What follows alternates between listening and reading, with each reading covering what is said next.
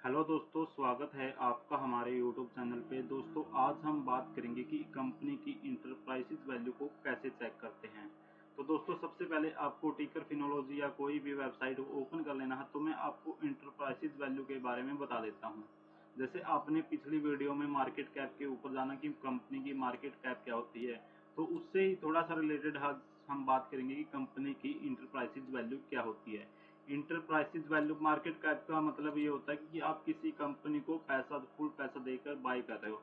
जैसे यहाँ पर 6,07,980 रुपए की ये मार्केट कैप है। यदि हम इतना पे कर देते हैं तो इसका मतलब ये है कि हमारी कंपनी पूरी हो गई। लेकिन इंटरप्राइजेज वैल्यू में इससे बहुत कुछ होता है। जैसे आप 6,07,000 यहाँ पे एक मार्केट कैप है, लेकिन इसकी इंटरप्राइजेज वैल्यू 6,03,000 है। तो इसका मतलब ये होगा कि कंपनी के पास कितनी एसेट है, कितने लोन है, कितना कर्जा है, कितनी डेटर्स हैं, कितने क्रेडिट है, ये सब एंटरप्राइजेज वैल्यू के ऊपर चेक करता है। आपने मार्केट कैप देख ली किसी कंपनी की और उसकी इंटरप्राइजेज वैल्यू चेक नहीं की, तो इसका मतलब ये है कि कंपनी लोन के अंदर भी हो सकती है, कंपनी के ऊपर कोई कर्जा हो सकता है या किसी प्रकार की देनदारी या कुछ भी हो सकता है। तो हमें इंटरप्राइजेज वैल्यू को देखना बहुत ही जरूरी है।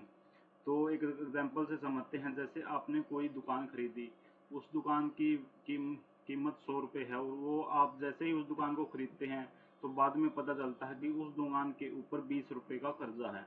तो ये हुआ हमारा इंटरप्राइजेज वैल्यू। इंटरप्राइजेज वैल्यू ये हमें बताता है कि कंपनी की एक्चुअल में लेनदारी कितनी है, देनदारी कितनी, कंपनी का एक्चुअल प्राइस कितना है।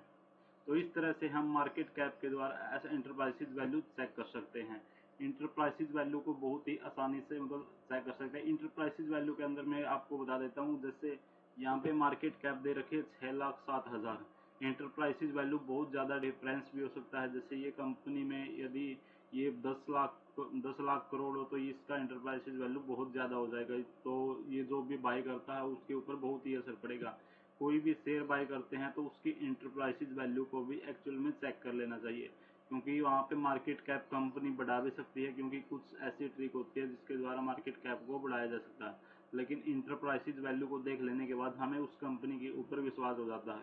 अगर थोड़ा सा गैप होता, जैसे यहाँ पे 6,07,980 रुपये है, यहाँ पे 6,03,000, तो इतना तो एक्चुअल में चलता है, क्योंकि कंपनी के एसेट या लाइबिलिटी में कुछ डिफरेंस आ जाता है। यदि ये डिफरेंस इससे ज़्यादा हो तो इसका मतलब ये होता है कि मार्केट कैप या फिर कंपनी की एक्चुअल पोजीशन अच्छी नहीं है। तो इस तरह से हम कंपनी की इंटरप्राइजेज वैल्यू चेक कर सकते हैं।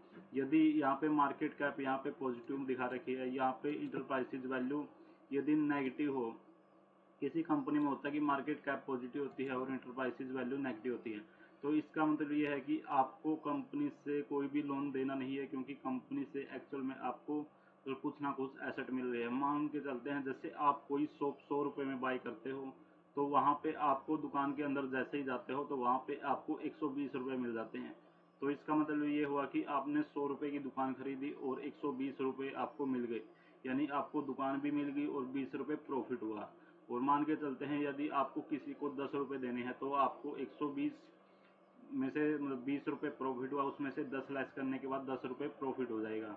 इस तरह से कंपनी की इंटरप्राइजेज वैल्यू को हम चेक कर सकते हैं। इस तरह से आप बहुत ही कई एग्जांपल ले सकते हैं। जैसे मैंने हिंदुस्तान का लिया, आप किसी और शेयर का चेक कर सकते हैं, या फिर आप कोलगेट का, जैसे मैं यहाँ पे कोलगेट का दिखा देता हूँ, आप किसी भी कंपनी का चेक कर सकते हैं। मैं यहाँ पे जैसे यहाँ पे कोलगेट का चेक कर रहा हूँ तो यहाँ पे मार्केट कैप दिखा रखे 44,721, इंटरप्राइजेज है 43,853। इस तरह से आप किसी भी कंपनी की इंटरप्राइजेज वैल्यू को मार्केट कैप से तुलना करके चेक कर सकते हैं। तो दोस्तों, यदि आपको मेरी वीडियो पसंद आई तो वीडियो को लाइक, शेयर एंड सब्सक्राइब